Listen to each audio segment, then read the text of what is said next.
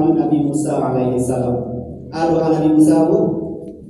Rabbi syrah li sadri. Ya Allah lapangkan dadu. Ya Allah lapangkan dadu aku. Ya Allah Rabbi syrah li sadri.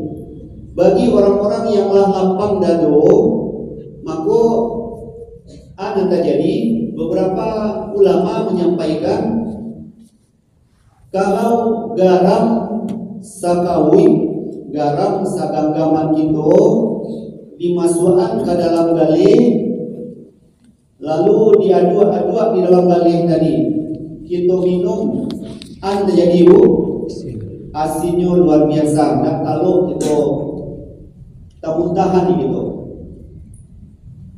Nah, ketika garam tadi kita bawakan ke tampik dan labia gadang, kita masukkan ke dalam semua, ke dalam bak kita lawe garam dan saganggam tadi kita masukkan ke dalam tampik dan lawe, tampik dan gadang dan lapang.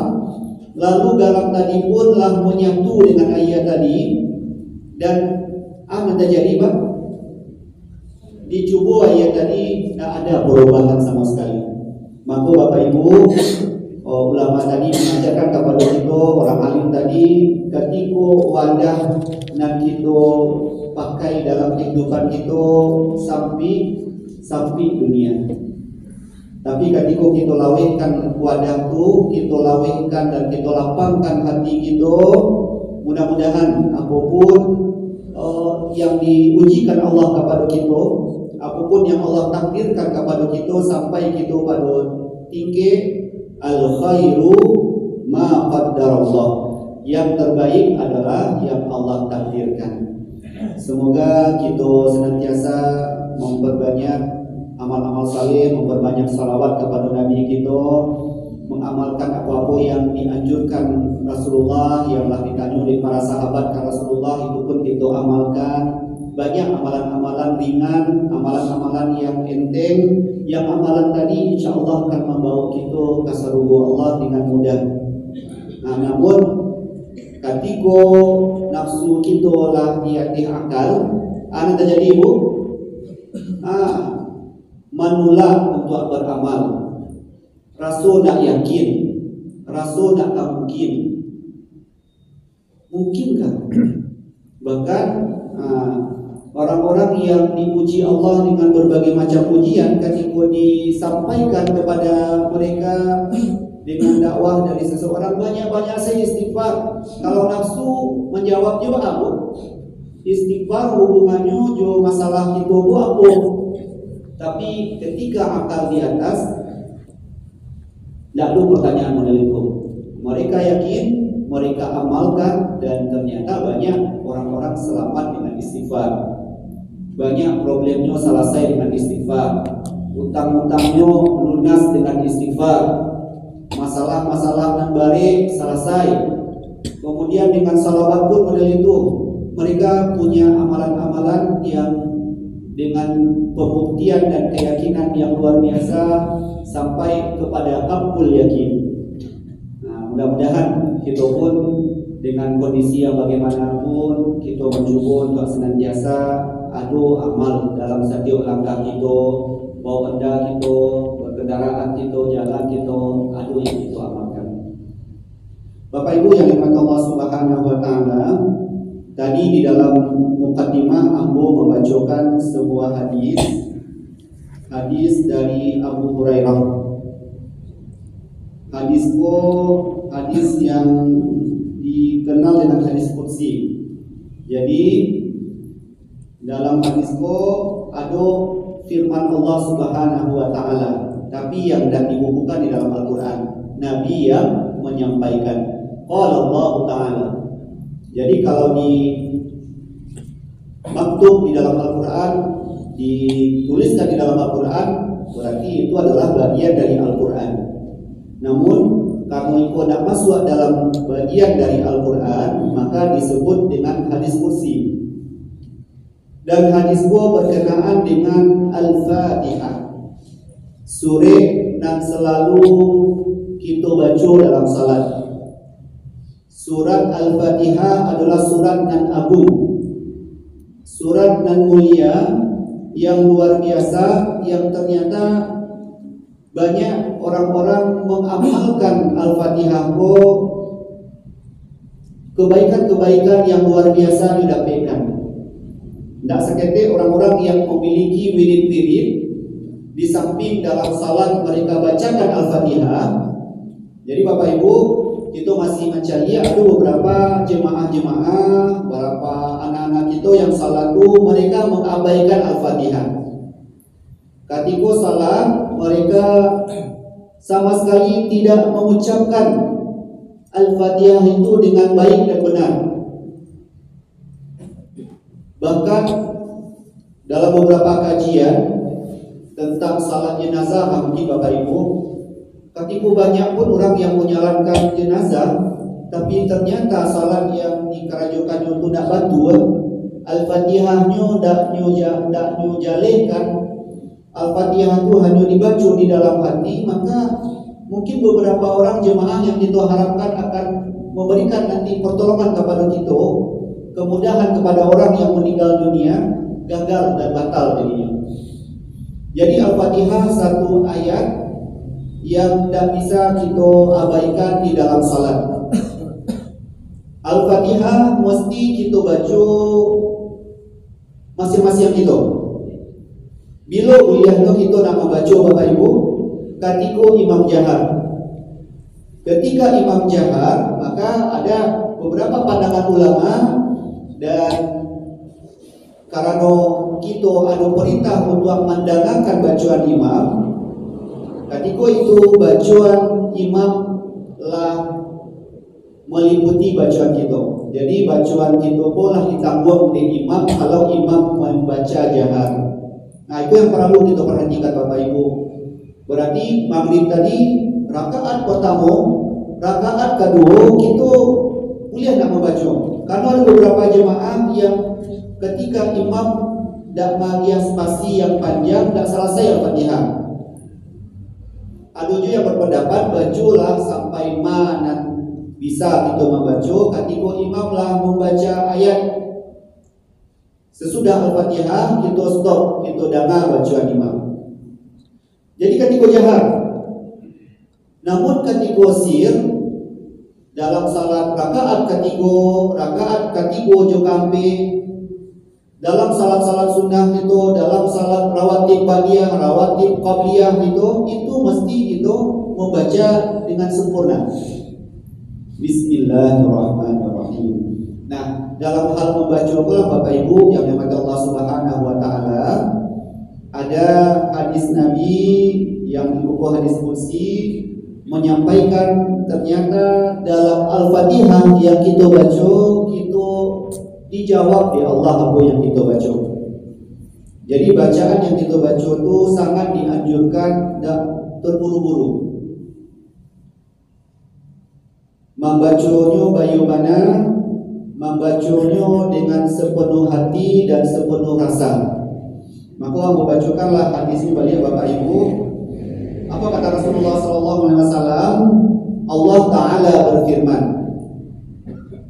qasamtu sholata baini wa baina abdi nisfaini.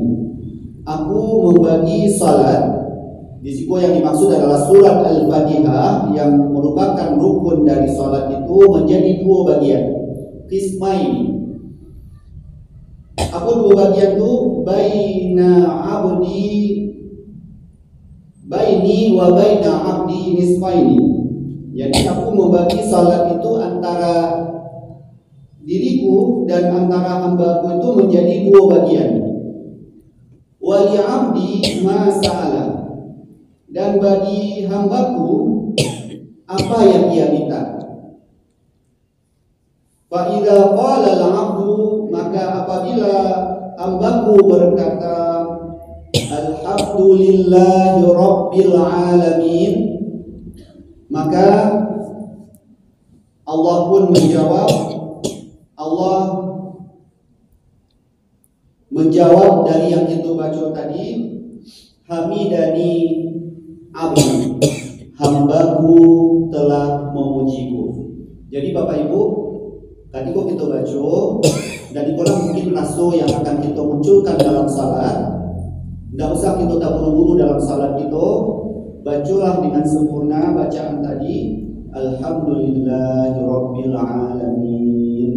Berhenti kita sejenak, ambil nafas, dan ketika itulah Allah menjawab bacaan yang kita baca tadi dengan kalimat hamidani abdi, hambaku telah memujiku. Dan itu adalah dialog kita dengan Allah Subhanahu wa taala. Kemudian tentu kita lanjut dengan ayat berikutnya, wa idza qala ar-rahmanir rahim, dan apabila hambaku itu pun berucap ar-rahmanir rahim. Ayat yang berikutnya, yang maha pengasih lagi maha penyayang. Qala Allah taala, maka Allah pun berkata, asna alayya abdi, hambaku telah menyanjungku. Jadi Allah menjawab setiap kalimat-kalimat dalam surat Al-Fatihah yang kita baca tadi Bapak Ibu. Wa idza qala maliki yaumiddin, ayat yang berikutnya adalah maliki yaumiddin, yang memiliki hari pembalasan.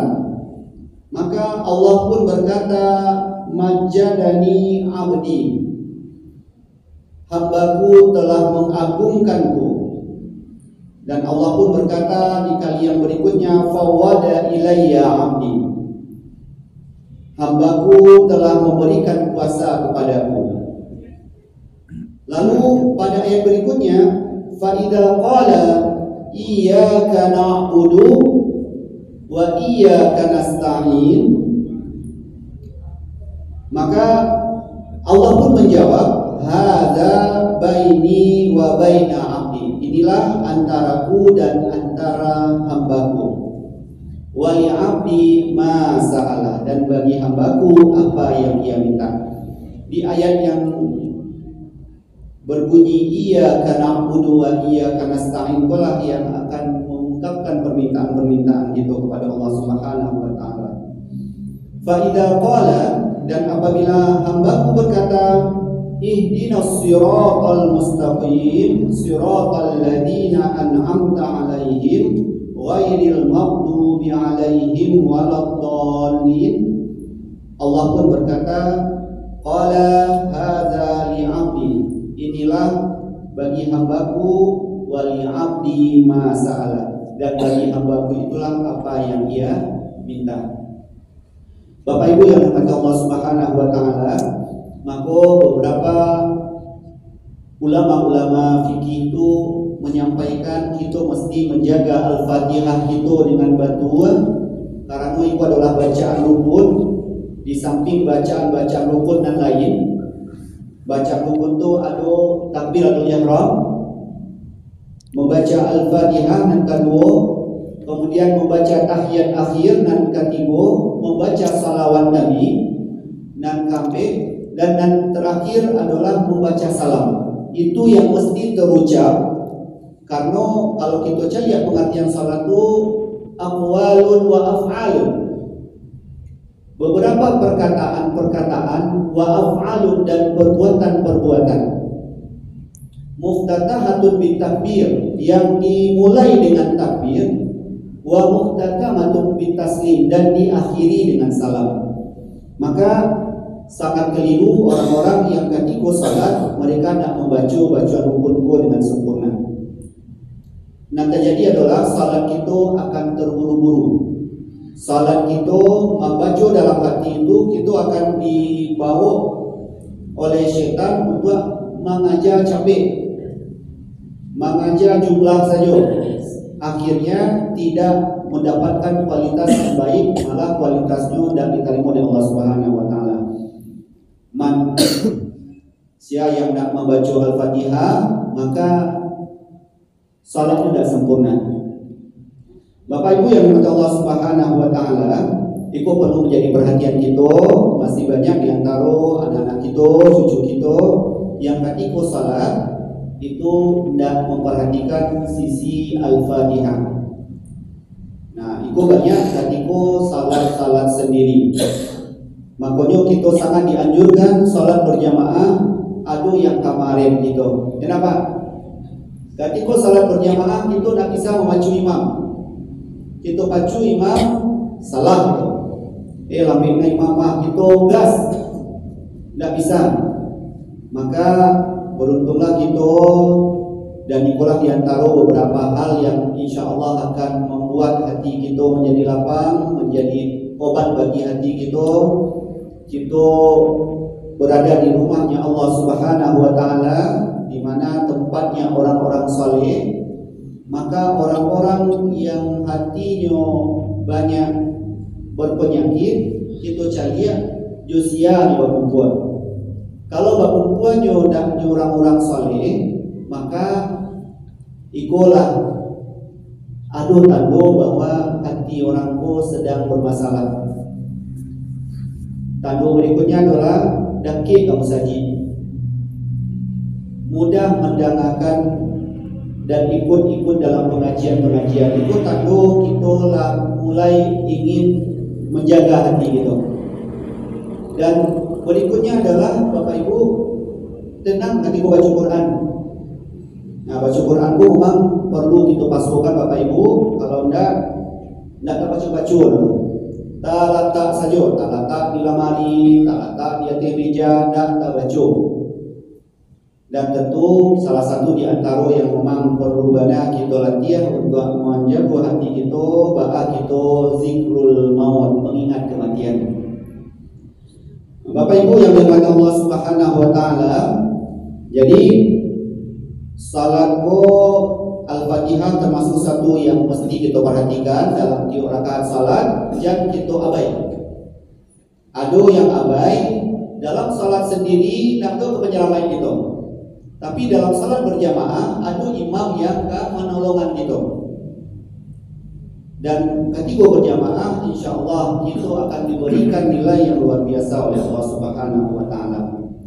Nah, berikut Bapak Ibu, kita akan mengungkapkan beberapa keistimewaan dari surat Al-Fatihah. Nah, jadi surat Al-Fatihah pun ternyata sebagai penentu diterimanya salat itu. Di luar salat pun ternyata banyak manfaat yang bisa kita dapatkan dengan membaca Al-Fatihah. Bahkan Al-Fatihah pun disebut dengan berbagai macam nama-nama yang sesuai dengan tujuannya.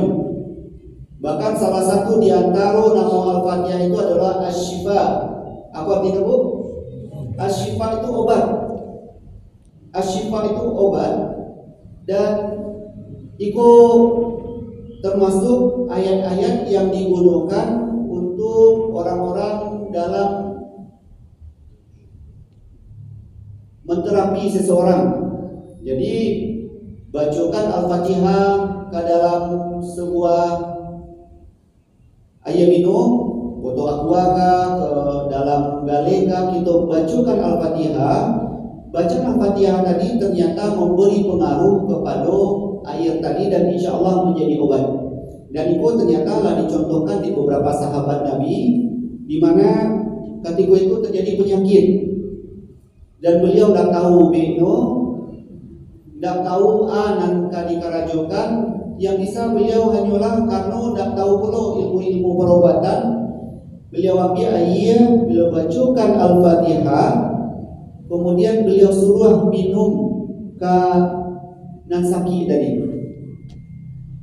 Dengan yakin, dengan izin Allah Subhanahu wa Ta'ala, sehat orang nan sakit tadi.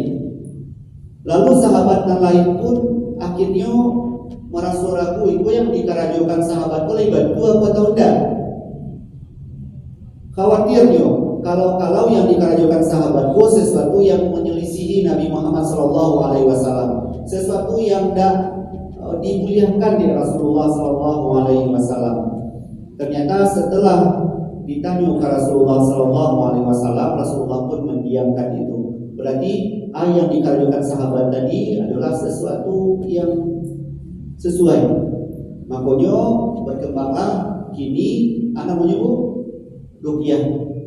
Nah, jadi orang-orang yang terkena penyakit-penyakit dan didengarkan bacaan Al-Quran ataupun dibacakan bacaan Quran ke dalam air minumnya, itu adalah obat. Dan salah satu yang terkuat itu adalah Al-Fatihah. Jadi Bapak Ibu yang dirahmati Allah Subhanahu wa taala, kita yang mungkin punya penyakit dan lain sebagainya, kita pun membaca surah untuk diri kita, kemudian kita minum, insya-Allah barakai. Bahkan kalau guru aku ajarkan setiap kita mandu dua ubin itu, maraci ubin itu, beliau memang menyuruh kita untuk bacakan Al-Fatihah.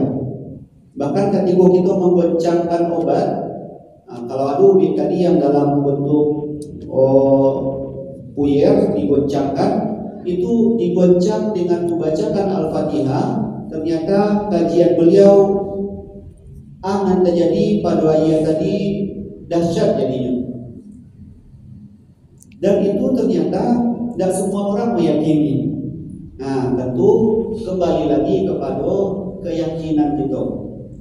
Kembali lagi kepada di mana baru keyakinan kita kepada Allah Subhanahu wa taala. Bapak Ibu yang dirahmati Allah Subhanahu wa taala, kemudian Al-Fatihah itu insyaallah ayat yang bisa digunakan untuk meminta apapun hajat-hajat kita. Makanya tidak sakit beberapa ulama-ulama kita, orang tua kita, orang-orang alim, mereka mengamalkan Al-Fatihah. Mereka menggunakan ayatku dalam wirid-wirid mereka. Salah satu di antara yang populer itu adalah Ibnu Taimiyah. Ibnu Taimiyah, ulama besar, beliau memanfaatkan waktu sebuah kasyuruk. Berapa lama itu Pak? Bu? Antara sebuah kasyuruk sekitar 1,5 jam. Sekitar 1,5 jam atau 2 jaman, itu beliau gunakan untuk membaca Al-Fatihah. Diulang-ulang Al-Fatihah. A'udzubillahi minasyaitonirrajim. Bismillahirrahmanirrahim. Alhamdulillahirabbil alamin. Arrahmanirrahim. Maliki yaumiddin. Iyyaka na'budu wa iyyaka nasta'in. Membaca tak buru-buru per ayat. Ihdinas siratal mustaqim, siratal ladzina an'amta 'alaihim ghairil maghdubi 'alaihim waladdallin. Amin. Dan banyak guru-guru, orang-orang besar, orang-orang yang memiliki ilmu-ilmu yang luar biasa, salah satu amalannya ya mereka mewiridkan membaca Al-Fatihah dan beberapa orang meniatkan Al-Fatihah untuk orang-orang yang mereka cintai. Jadi bacalah Al-Fatihah, kirimkan ke anak kita. Mungkin anak kita yang sedang dirantau, anak kita yang sedang di luar negeri, jauh dari kita. Maka ikulah yang kalau ketika kita mendengarkan kajian Abu Samad, ternyata Abu Samad kaget ketika ibu beliau ditanya apa rahasia mendidik Abu Samad, apa tipsnya. Yang dikarajukan di ibunya Abu Samad, diam-diam Abu Samad mendengar bahwa ternyata ibunya selalu mengirimkan Al-Fatihah untuk Abu Samad. Dari kalau ibunya Abu Samad memanfaatkan waktu maghrib ke isya. Maghrib ke isya itu beliau baca Al-Fatihah. Al-Fatihah berulang-ulang, dan itu dimintakan dan didoakan kepada Allah Subhanahu wa taala sampai kepada Abu Samad. Dan Abu Samad pun kaget dan beliau mencari pengaruhnya dari Al-Fatihah yang dibacakan oleh ibunya. Ternyata selama kuliah di luar negeri, beliau tidak pernah sakit baring, damang-damang seketik lain. Kemudian lancar saja yang beliau karajokan, yang beliau pelajari lancar selesai. Nah, itu pembuktian bahwa Al-Fatihah satu ayat yang insya Allah juga akan mengabulkan permintaan-permintaan kita, doa-doa kita dan hajat kita.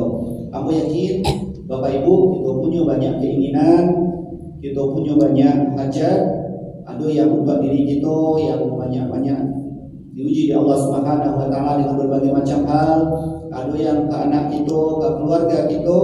Itu adalah salah satu langkah. Nah, Bapak Ibu yang Allah Subhanahu wa taala, bilo saja dibaca, ya bilo bisa. Nah, bilo kita punya kesempatan dan dilatih, bahkan yang utama pun kalau lo kuliah juga Bapak Ibu yang dimati Allah Subhanahu wa taala. Kalau lo, nah bara banyaknya orang kalau susah lalu, nggak bisa lalu, karena lo mungkin banyak pada urusan-urusan dunia yang dipikirkan. Nah, coba dibawa membaca Al-Fatihah berulang-ulang. Nah, itu lo hebatnya. Al-Fatihah itu ayat-ayat Quran tanam gitu. Kalau lah tanam, insya Allah Allah mudahkan, Allah capean lalu gitu. Nah, jadi ketika baca Al-Fatihah, Bapak Ibu dalam salat kita balik-balik, kita baca satu ayat. Bismillahirrahmanirrahim. Maka Allah akan menjawab Alhamdulillahirabbil alamin, dijawab oleh Allah Subhanahu wa taala Ar-Rahmanir-Rahim, dan itu kita rasakan ada jawaban-jawaban Allah Subhanahu wa taala.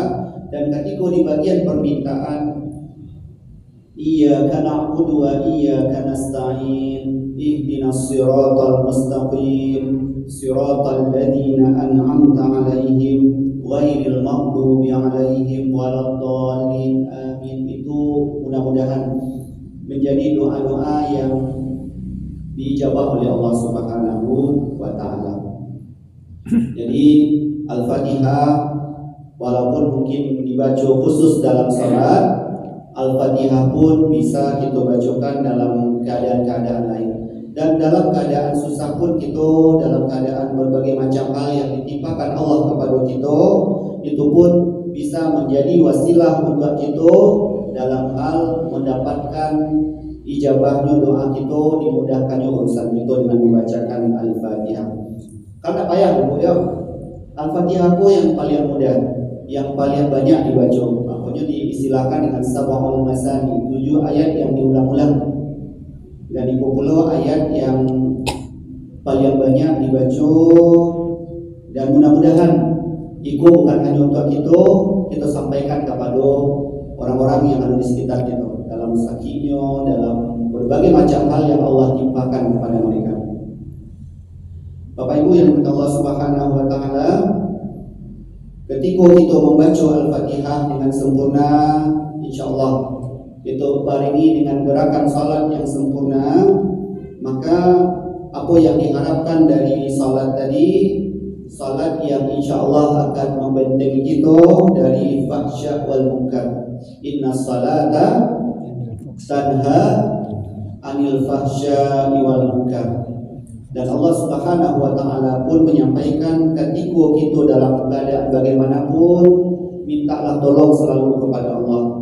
Ya ayyuhalladzina amanu sta'inu bis sabri was salah.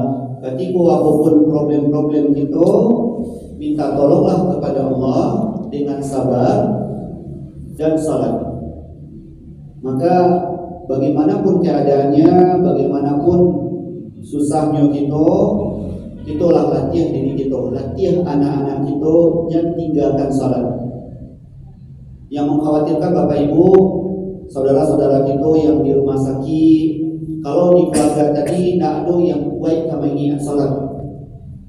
Banyak orang-orang yang sedang dirawat tadi di babian saja, dan bahkan kadang yang tadi dirawat itu adalah orang-orang yang menjaga salatnya, orang-orang yang alim malah, tapi mungkin takdir Allah orang-orang yang mendampinginya tidak begitu alim, waktu salat terabaikan. Nauzubillah min dzalik. Diingatkan, bagaimanapun bisa salat dulu. Tidak bisa kita salat dalam keadaan berdiri, baru duduk. Nah, kemudian Bapak Ibu, dalam hal salat duduk rukun salat itu salah satunya adalah berdiri jika mampu. Nah, bagi ibu-ibu apa-apa yang salat duduk, nah itu yang mesti diperhatikan. Kita tidak boleh melewati rukun yang kedua. Rukun berdiri jika mampu. Maka kita takbiratul ihram dianjurkan. Malah kalau kita masih kuat untuk tagak dulu dalam takbiratul ihram gitu. Allahu akbar, tagak gitu.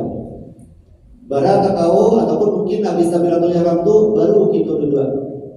Kecuali bagi orang-orang yang memang tidak ada udaranya, tidak ada kekuatannya untuk tagak, maka tidak berlaku rukun tadi untuk mereka yang tidak kuat untuk tagak.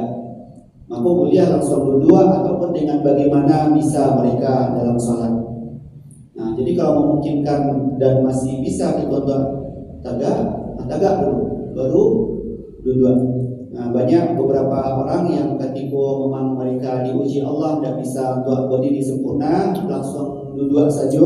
Dan beberapa kajian-kajian dari guru-guru kita menganggap itu keliru. Kemudian Bapak Ibu yang Allah Subhanahu wa taala, dengan salat pula salah satu di antara yang dicontohkan di Rasulullah sallallahu alaihi wasallam, apapun masalah kita bawa salat. Apapun problem kita bawa salat, apapun hajat kita bawa salat. Kalau ada kandak-kandak kita kepada Allah Subhanahu wa taala, salat apa Bu? Ada hajat kita, mungkin anak kita dan gadi dan bujang lalu juga minantu lain bawa salat hajat. Salat hajat itu salat di mana kita ada harapan dan kadang kepada Allah tentang sesuatu, dan kita mengungkapkan itu dalam salat menunjukkan kelemahan kita. La haula wala quwwata illa billahil aliyyil azim. Kita tak ada daya. Makanya salat pula salah satu di antara pembuka pintu-pintu yang kita harapkan kepada Allah Subhanahu wa taala. Nah, itu salat hajat. Pelaksanaan salat hajat itu Bapak Ibu sama saja dengan salat sunnah biasa, dan waktunya boleh kapanpun. Boleh kapanpun di waktu-waktu yang dibolehkan untuk salat. Salat hajat kita ada ke hajat kita ada nak sakit, misalnya ada sia-sia minta kepada Allah. Ada yang dalam keadaan bermasalah, yang masalah tadi buntu je baru. Tak ada jalan keluarnya, bawa salat, minta tolong kepada Allah dalam salat. Apapun yang diujikan kepada Allah, kalaulah mentok kita, kalau mengadu ke manusia pun tetap manusia punya kelemahan. Orang-orang yang mengadu ke manusia banyak baru, banyak kecewa. Mengadu ke manusia banyak kecewa, mengadu kepada Allah insya Allah. Jadi salat hajat ketika ada hal-hal yang kita harap kepada Allah Subhanahu wa taala, yang lalu dia keturunan salat hajat. Kemudian tentu kalau ada pilihan-pilihan yang baik, salat apa yang dianjurkan? Salat istikharah. Salat istikharah di antara memilih mana terbaik yang Allah ajarkan kepada kita. Jadi intinya Bapak Ibu, mudah-mudahan kita pelihara salat kita, terutama masalah rukunnya, tentang Al-Fatihahnya kita upayakan membawakan rasul dalam Al-Fatihah yang kita baca tadi, kita pahami makna Al-Fatihah tadi, kita baca perlahan sambil kita rasulkan bahwa dalam tiap-tiap Al-Fatihah itu Allah menjawab dari ayat-ayat yang kita baca. Ketika itulah kita bawakan dalam salat kita, mudah-mudahan membawa makna, dan apapun masalah-masalah kita minta kepada Allah penyelesaiannya lewat salat. Semoga Allah memudahkan kita untuk itu, memudahkan kita untuk senantiasa melangkah dalam hidupku dalam rangka beribadah kepada Allah Subhanahu wa taala dengan berbagai macam hal. Daki kamu saji, daki Al-Quran, daki orang-orang salih. Amin ya rabbal alamin. Dan kita berharap Allahumma ja'al jam'ana hadza jam'an marhuma wa tafarruqana min ba'dihi tafarruqan maksuma. Ya Allah, jadikanlah perkumpulan kami ini perkumpulan yang dirahmati, dan berpisahnya kami berpisah dengan diampuninya dosa-dosa kami. Bapak Ibu, waktu isya masuk, mudah-mudahan memberi manfaat kepada kita bersama. Kepada Allah terkhusus kita tutup dengan doa penutup majelis. Subhanakallahumma wa bihamdika asyhadu an la ilaha illa anta astaghfiruka wa atubu ilaik. Bila taufiq wal hidayah. Assalamualaikum warahmatullahi wabarakatuh.